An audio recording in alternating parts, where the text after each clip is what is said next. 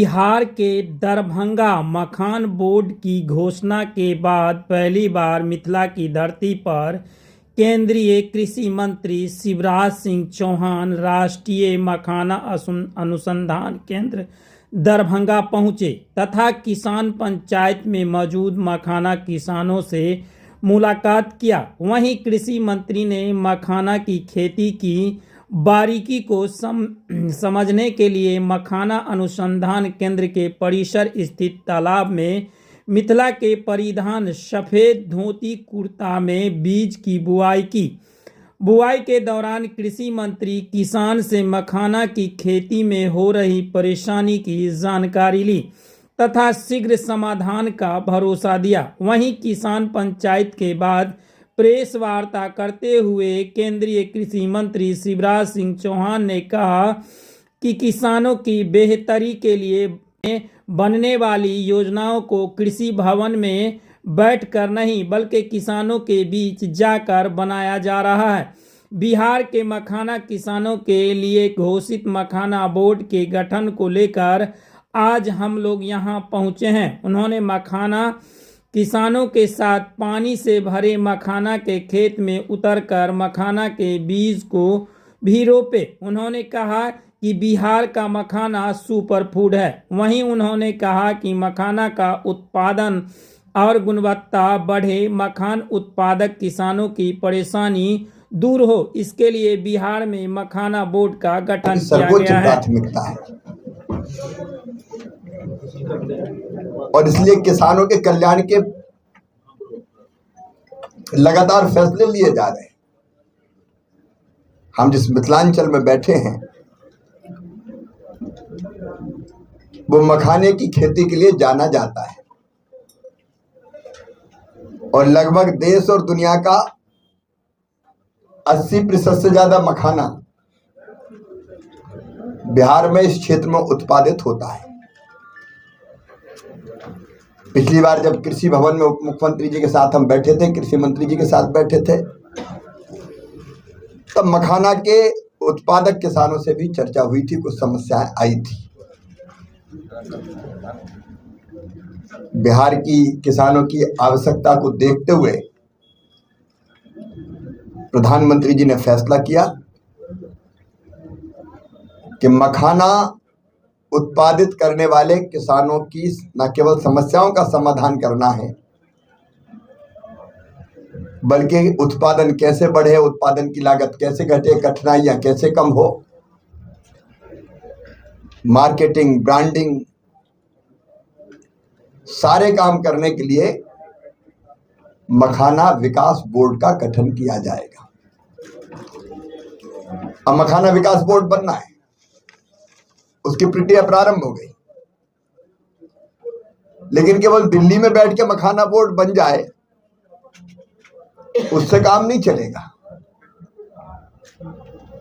जो किसान है उत्पादित करने वाले, पोखर में, तालाब में जल भराव जहां जहां है पानी, वहां जब तक उनसे चर्चा नहीं होगी तब तक सही अर्थों में मखाना विकास बोर्ड के उद्देश्य पूरे नहीं होंगे। और इसलिए आज यहां दरभंगा में हम लोगों ने किसानों के साथ संवाद किया, एक तरह से किसान पंचायत जैसी हुई। लेकिन एक बात और है कि जब तक खुद ना देखो कठिनाइयां क्या है तब तक भी सारी समस्याओं का पता नहीं चलता। और इसलिए मुख्यमंत्री जी ने, मैंने, सांसद जी ने, हम लोगों ने प्रयत्न किया। आप तो जानते ही थे समस्याओं के कि पोखर में, तालाब में क्या क्या कठिनाइयां आती है उत्पादक किसानों को।